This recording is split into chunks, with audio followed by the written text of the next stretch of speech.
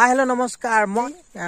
बांडरचलिया और बांडरचलिया जी जलप्रपात আছে আমি আগত যাম এতিয়া দেখুৱাম আপোনালোকক চাই দিব ভিডিওটো শেষলৈকে ঠিক আছে এইখন যিখন নৈ আছে এইটো জলপ্ৰপাতৰ পানী আহে এইফালেদি আহে আৰু এইফালেদি এনেকৈ গৈ থাকিব লাগিব চাই থাকক ভিডিওটো শেষলৈকে